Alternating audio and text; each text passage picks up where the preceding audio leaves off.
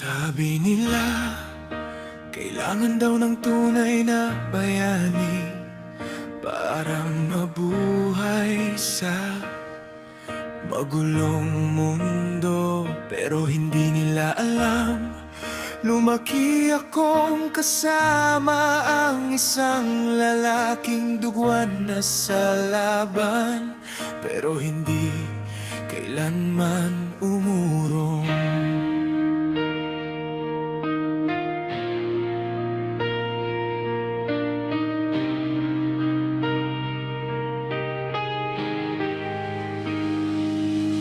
Lumaki akong sanay sa ingay ng ulan at bubong naming halos bumigay na noon. Habang ang ibang bata may laruan sa kamay, ako yakap ni Papa ang tanging sandata. Gabi-gabing umuuwi na amoy trabaho, may gras at pawis pa ang kanyang mga braso. Pero pag ako'y nakita niyang nakangiti, biglang nawawala pagod niya sa sarili. Hindi siya nagsuot ng kapat maskara, wala ring kapangyarihang galing sa pelikula, pero kaya yang talunin ang gutom at hirap, kahit siya mismo'y halos wasak na.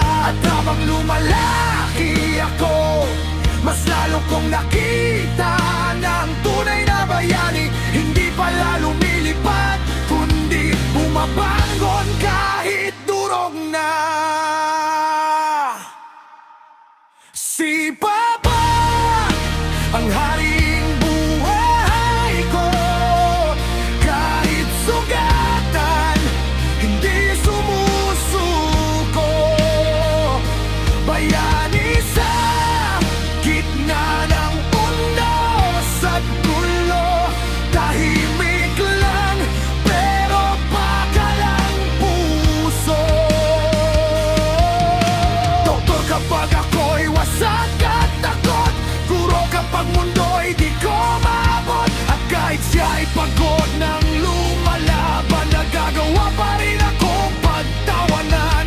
Walang superhero sa sine o telebisyon ang kayang tumbasan ng kanyang panahon, kasi ang alamat ng buhay ko, ang pangalan ay Papa. Naaalala ko noon wala tayong makain, pero sabi mo busog pa ako anak kanin. Habang ako'y masayang nakatulog sa gabi, ikaw pala'y gising iniisip paano bukas natin. Minsan narinig kitang umiyak mag-isa, tahimik sa dilim habang lahat tulog na. At unang beses kong naramdaman ang galit sa mundong unti-unting pumapatay sa bait. Bakit ang mga mabubuting tao, sila pa yung unang dinudurog ng panahon? Pero kahit ilang beses kang bumagsak, parang bakal kang muling tumitindig sa bagyo. At doon ko sinumpa sa sarili ko, balang araw ako naman ang magiging sandata mo.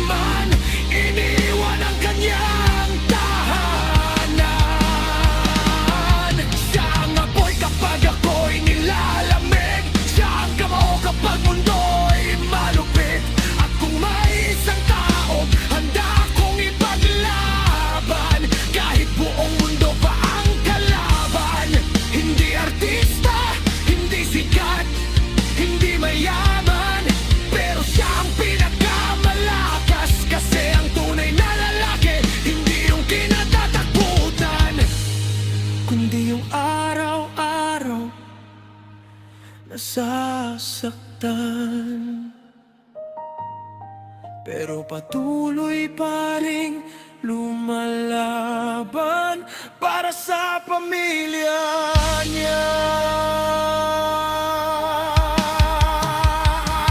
At kung may Diyos mang nakikinig sa taas, isa lang ang hihilingin ko. Kapag nagkaroon ako ng sariling anak, balang araw, sana maging katulad niya ako. Sana maging katulad kita, Papa Kaya.